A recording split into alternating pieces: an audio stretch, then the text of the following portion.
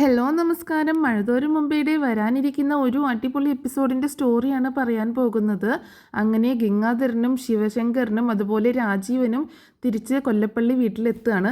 ആ സമയത്ത് ഡോറ് തുറക്കുന്നുണ്ട് കമല ചോദിക്കുന്നുണ്ട്, അല്ല ശിവേട്ട, എന്തായി കാര്യങ്ങളൊക്കെ, സംഭവമൊക്കെ ഞാൻ അറിഞ്ഞു, അവളെ നിങ്ങൾ തട്ടിക്കൊണ്ടുപോയതല്ലേ എന്ന് ചോദിക്കുകയാണ്. അപ്പോൾ രാജീവും ഗംഗാധരനും അതുപോലെ ശിവനും ഒന്നും മിണ്ടാതെ അകത്തേക്ക് കയറുകയാണ്. ആ സമയത്ത് ബബിതയും രോഹിത്തും അങ്ങോട്ടേക്ക് വരുന്നുണ്ട്. ബബിത പറയാണ്, അത് വേണ്ടായിരുന്നു അങ്കിളെ, കാരണം അച്ഛൻ ഇല്ലാത്ത പ്രശ്നം ഉണ്ടാക്കും. അന്ന് അവളെ അവിടെ നിന്ന് ഇറക്കി വിട്ടപ്പോൾ എന്തൊക്കെ പ്രശ്നങ്ങളാണ് അച്ഛൻ ഉണ്ടാക്കിയത്. ഈ സംഭവം അറിഞ്ഞാൽ അച്ഛൻ അടങ്ങിയിരിക്കുമെന്ന് തോന്നുന്നുണ്ടോ? അത് വേണ്ടിയിരുന്നില്ല, വെറുതെ പ്രശ്നം കൂടുതൽ വഷളാക്കേണ്ടി വന്നില്ലേ എന്നൊക്കെ ചോദിക്കുകയാണ്. ആ സമയത്ത് രോഹിത് പറയുന്നുണ്ട്, നീ ഒന്നും മിണ്ടാതിരുന്നേ, അത് തന്നെ വേണം, അവളുടെയൊക്കെ അഹങ്കാരത്തിന് അങ്ങനെ തന്നെ തിരിച്ചടി കൊടുക്കണം. അവൾ എന്ന് വെച്ചാൽ ആരാ? എവിടുന്നോ വലിഞ്ഞു കയറി വന്നവൾ, ഏതോ ഒരു തള്ള പെറ്റു പ്രസവിച്ച പെണ്ണാവള്. അവളെ കയറ്റി നമ്മുടെ വീട്ടിൽ വെക്കുന്നതിൽ ഒരു കാര്യവുമില്ലെങ്കിലേ, നിങ്ങൾ ചെയ്തത് തന്നെയാണ് ശരി എന്നൊക്കെ അതിനെ സപ്പോർട്ട് ചെയ്തുകൊണ്ട് സംസാരിക്കുകയാണ് രോഹിത്. ആ സമയത്ത് കമല പറയുന്നുണ്ട്, അല്ല അപ്പോൾ അവളിപ്പോൾ എവിടെയാണ്? അപ്പോൾ അവളെ ശരിക്കും തട്ടിക്കൊണ്ട് പോയിരിക്കുകയാണോ? അങ്ങനെയാണെങ്കിൽ അവളെ ഏതെങ്കിലും പൊട്ടക്കിണറ്റിൽ താഴ്ത്തിക്കൂടായിരുന്നോ? അതായിരിക്കും കൂടുതൽ നല്ലത്. അല്ലെങ്കിൽ ബാലചന്ദ്രൻ എങ്ങനെയെങ്കിലും അവളെ കണ്ടെത്തി കൊണ്ടുവരും എന്ന് പറയണം. അന്നേരം രോഹിത് പറയുന്നുണ്ട്, അതെ, അത് തന്നെയാണ് വേണ്ടത്. അവളെ കൊന്നു കളയണം, പുറം ലോകം ഇനി കാണരുത്. അവളുടെയും ഞങ്ങളുടെയും അച്ഛൻ്റെയും അഹങ്കാരമൊക്കെ, അവളുടെയും ഞങ്ങളുടെ അച്ഛൻ്റെയൊക്കെ അഹങ്കാരം അങ്ങോട്ട് തീരട്ടെ എന്ന് പറയണം രോഹിത്. ആ സമയത്ത് രാജീവൻ പറയുന്നുണ്ട്, അവൾ ഇരിക്കുന്ന സ്ഥലം ബാലചന്ദ്രൻ കണ്ടുപിടിച്ചു, അതുകൊണ്ട് അവളെ ബാലചന്ദ്രൻ വന്ന് രക്ഷിച്ചു എന്ന് പറയണം. എന്താ കണ്ടുപിടിച്ചെന്നോ? എന്താ ഉണ്ടായത്? നിങ്ങൾ എന്തൊക്കെയാണ് പറയണത്? നിങ്ങൾ അത്രയ്ക്ക് സുരക്ഷിതമായ സ്ഥലത്താണ് അവളെ ഒളിപ്പിച്ചത്, ഒറ്റ രാത്രി കൊണ്ട് കണ്ടുപിടിക്കാൻ മാത്രം എന്നൊക്കെ ചോദിക്കുമ്പോൾ ശിവശങ്കരൻ പറയുന്നുണ്ട്, ഞങ്ങൾ രണ്ടുപേരും നല്ല ടയേർഡാണ്, ഞങ്ങൾക്കൊന്ന് കിടക്കണം, ഇപ്പോൾ ഒന്നും പറയാൻ പറ്റില്ല, ഗംഗേട്ടനും അതുപോലെ ടയേർഡാണ് എന്ന് പറയുന്നുണ്ട്. അപ്പോൾ ഭവിത പറയണം, എന്താ അങ്കിളെ, അച്ഛൻ നിങ്ങളെ തല്ലുകയോ മറ്റോ ചെയ്തോ, എന്തെങ്കിലും കുഴപ്പമുണ്ടോ എന്നൊക്കെ ചോദിക്കുമ്പോൾ, അങ്ങനെയൊന്നുമില്ല, ഞങ്ങളൊന്ന് കിടക്കട്ടെ എന്ന് പറഞ്ഞിട്ട് ശിവനും രാജീവനും ഗംഗാധരനും കൂടി പോവുകയാണ്. അപ്പോൾ അവർ കൂടുതലായിട്ടൊന്നും ഡീറ്റെയിൽസ് ഒന്നും പറയുന്നില്ല. ആ സമയത്ത് കമല ചിന്തിക്കുന്നുണ്ട്, എന്തോ ഒരു പ്രശ്നമുണ്ട്, അവരുടെ മുഖം കണ്ടിട്ട് തല്ല് കിട്ടിയതുപോലെ ഉണ്ട്, അല്ലെങ്കിൽ എന്തോ ഒരു കാര്യമായിട്ടുള്ള പ്രശ്നം ഉണ്ടായിട്ടുണ്ട് എന്ന് പറയണം. അങ്ങനെ ശിവശങ്കറിൻ്റെ റൂമിലെത്തുമ്പോൾ കമല ചോദിക്കുന്നുണ്ട്, എന്താ ശിവേട്ട പറ്റിയത്?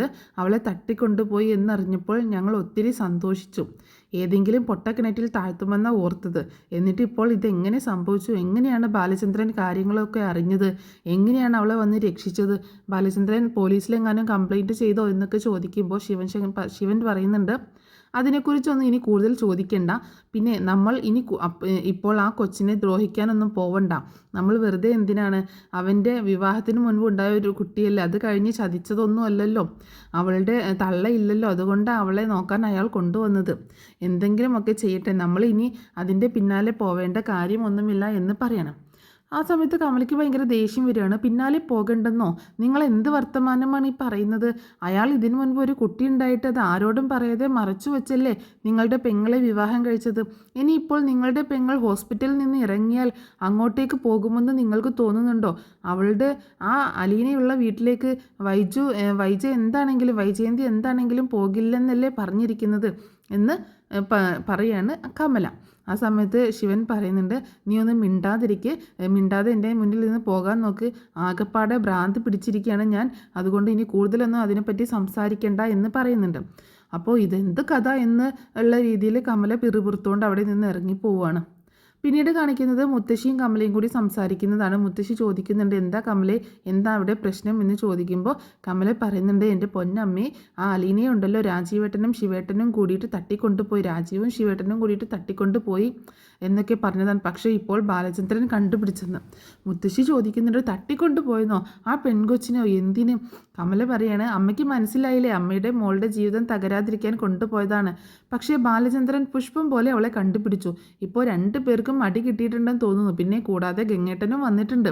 3 പേരും ഭയങ്കര ദേഷ്യത്തിലൊക്കെയാണ്. ഇനി അങ്ങോട്ടേക്ക് പോവണ്ട, അവരുമായിട്ട് വഴക്കുണ്ടാക്കണ്ട എന്നൊക്കെ പറയുന്നത്. വൈജ എന്തായാലും അവളുള്ള വീട്ടിലേക്ക് പോകില്ല. മനുവിൻ്റെ കാര്യത്തിലും എനിക്ക് പേടിയുണ്ട്, അവൻ എപ്പോഴും അവളുടെ പിന്നാലെയാണല്ലോ എന്ന് പറയണം.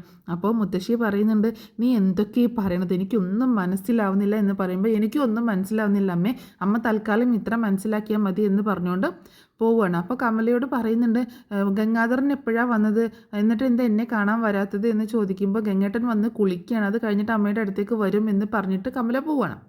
പിന്നീട് കാണിക്കുന്നത് ഹോസ്പിറ്റലിൽ അലീനയും വൈജയും തമ്മിലൊരു സംസാരമാണ്.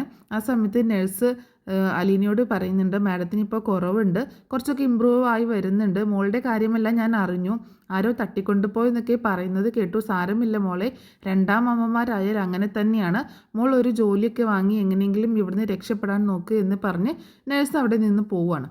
ആ സമയത്ത് അലീന വൈജയന്തിയുടെ അടുത്തേക്ക് വന്നിട്ട് പറയുന്നുണ്ട്, മാഡത്തിൻ്റെ 2 ആങ്ങളമാരുണ്ടല്ലോ, അവരെ എന്നെ തട്ടിക്കൊണ്ട് പോയത്, എന്നെ ഒരു ഗോഡൗണിൽ അടച്ചിട്ടിരിക്കുകയായിരുന്നു, അച്ഛൻ ഒരുപാട് കഷ്ടപ്പെട്ടിട്ടാണ് എന്നെ കണ്ടെത്തിയത്, എന്നിട്ട് എല്ലാവരുടെയും മുമ്പിൽ വെച്ച് അച്ഛൻ അവരെ കൊണ്ട് എന്നോട് ക്ഷമ പറയിപ്പിച്ചു, ക്ഷമ പറഞ്ഞില്ലെങ്കിൽ ജയിലിലാക്കുമെന്ന് ഭീഷണിപ്പെടുത്തിയപ്പോഴാണ് അവർ തയ്യാറായത്, ഞാൻ ആരാണെന്ന് അമ്മ ഒരിക്കൽ മനസ്സിലാക്കും, അന്ന് അമ്മ ഇതിനെല്ലാം പശ്ചാത്തപിക്കും, ആ ദിവസത്തിനായിട്ട് ഞാൻ കാത്തിരിക്കുകയാണ് എന്ന് അലീന പറയുമ്പോൾ വൈജയുടെ മുഖം ഇങ്ങനെ ചുവന്നു തുടക്കുന്നുണ്ട് കേട്ടോ. കാരണം ഭയങ്കര ദേഷ്യം വരികയാണ്, ഒന്നും പറയാൻ പറ്റുന്നില്ലല്ലോ, മറുപടി ഒന്നും കൊടുക്കാൻ പറ്റുന്നില്ല.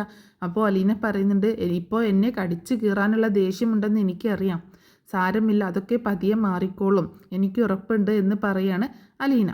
പിന്നീട് കാണിക്കുന്നത് രോഹിത്തും ബബിതയും കൂടി ഹോസ്പിറ്റലിലേക്ക് വരികയാണ്. ആ സമയത്ത് ബബിത ചോദിക്കുന്നുണ്ട്, അമ്മയ്ക്ക് കുറവായോ അമ്മേ, ഇന്ന് അമ്മയുടെ കൂടെ ഞാനാ നിൽക്കുന്നത് എന്ന് ബബിത പറയണേ. രാത്രിയിൽ സുലോചന വരുന്നില്ല, അപ്പോൾ അലീന എന്തായാലും വൈകിട്ട് പോകുമല്ലോ, അപ്പോൾ അത് കാരണം. അപ്പോൾ അലീന പറയുന്നുണ്ട്, അത് സാരമില്ല, നിങ്ങൾക്ക് കോളേജിലൊക്കെ പോകാനുള്ളതല്ലേ, ഉറക്കം മൊഴിയണ്ട, ഇന്ന് ഞാനിവിടെ നിന്നോളാം എന്ന് അലീന പറയുമ്പോൾ രോഹിത് ദേഷ്യപ്പെടുകയാണ്.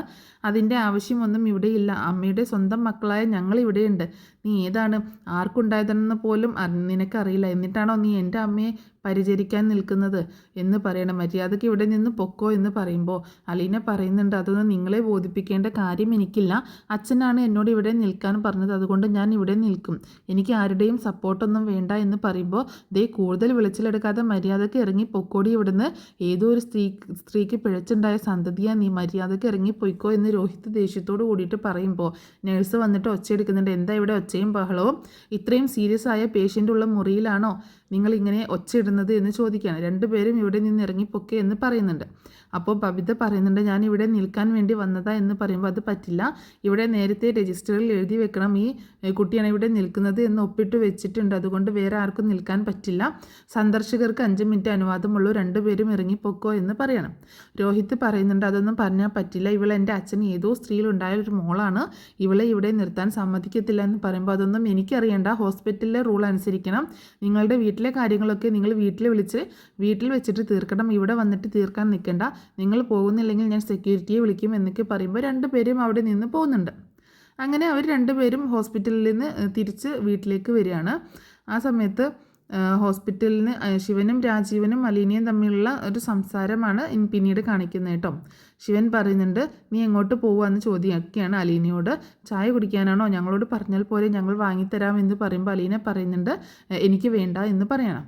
ശിവൻ പറയുന്നുണ്ട്, മോളെ ഞങ്ങളുടെ ഭാഗത്തു നിന്ന് തെറ്റുകൾ പറ്റി, അത് മോളുടെ അമ്മാവന്മാരായത് കൊണ്ടാണെന്ന് കരുതി ക്ഷമിക്കണം എന്ന് പറയുമ്പോൾ നിങ്ങൾ സത്യം അറിഞ്ഞല്ലോ, അത് മതി എന്ന് പറയണം. രാജീവൻ പറയുന്നുണ്ട്, അലീന നീ ഞങ്ങളുടെ പെങ്ങളുടെ മകളാണ്, ഞങ്ങളൊരു കാര്യം പറഞ്ഞാൽ നീ അനുസരിക്കുമോ, നിൻ്റെ അമ്മയുടെ ജീവിതത്തിന് വേണ്ടിയാണ് പറയുന്നത്, അലീന ആ വീട്ടിലുണ്ടെങ്കിൽ വൈജ ഒരിക്കലും അങ്ങോട്ടേക്ക് വരില്ല, ബാലചന്ദ്രൻ അവളെ ഡിവോഴ്സ് ചെയ്യുമെന്നൊക്കെയാണ് പറയുന്നത്, അങ്ങനെ സംഭവിക്കരുത്, നീ എങ്ങോട്ടെങ്കിലും പഠിക്കാൻ പോകുന്നതായിരിക്കും നല്ലത്, മോളുടെ അക്കൗണ്ടിലേക്ക് ഞങ്ങൾ പണം ഇട്ടിട്ടുണ്ട്, നീ പഠിച്ച് ജോലി വാങ്ങി വിവാഹം കഴിക്കുന്നത് വരെ ഞങ്ങൾ നോക്കിക്കോളാം എന്നൊക്കെ പറയുമ്പോൾ അലീന പറയുന്നുണ്ട്, എനിക്ക് മനസ്സിലായി, അച്ഛൻ്റെയും അമ്മയുടെയും ജീവിതത്തിനായി ഞാൻ വഴി മാറി തരണം എന്നല്ലേ നിങ്ങൾ പറയുന്നത്, ഞാൻ എന്താണെങ്കിലും അവിടെ നിന്ന് പോകും, പക്ഷേ അച്ഛൻ്റെ അനുവാദം കിട്ടിയാൽ മാത്രമേ എനിക്ക് പോകാൻ പറ്റത്തുള്ളൂ, അച്ഛൻ സമ്മതിക്കും എന്ന് എനിക്ക് ഉറച്ച വിശ്വാസമുണ്ട്, അതുകൊണ്ട് അതിനായി ഞാൻ കാത്തിരിക്കുകയാണ് എന്ന് അലീന പറയുകയാണ്.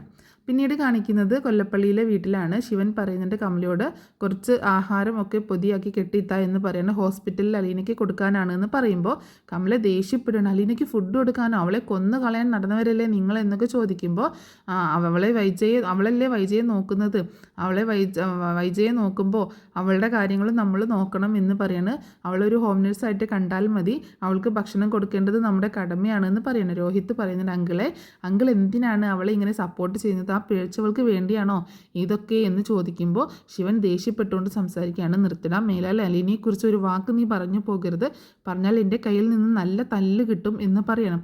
ഇത് കേട്ടിട്ട് രോഹിത് ആകെ ഷോക്കായി പോവുകയാണ്. രാജീവും പറയുന്നുണ്ട്, നീ എന്താടാ പറഞ്ഞത്, മേലാൽ ഇമാതിരി വൃത്തികേട് പറയരുത്, അലീന നിൻ്റെ അച്ഛൻ്റെ മോളാണ്, നിൻ്റെ ചേച്ചിയാണ്, ആ ഒരു ബഹുമാനം അവൾക്ക് കൊടുക്കണം, ഇനി അലീനയെക്കുറിച്ച് ഇങ്ങനെ സംസാരിച്ചാൽ അടി കിട്ടാൻ പോകുന്നത് ഞങ്ങളുടെ കയ്യിൽ നിന്നായിരിക്കും എന്ന് പറയാണ്.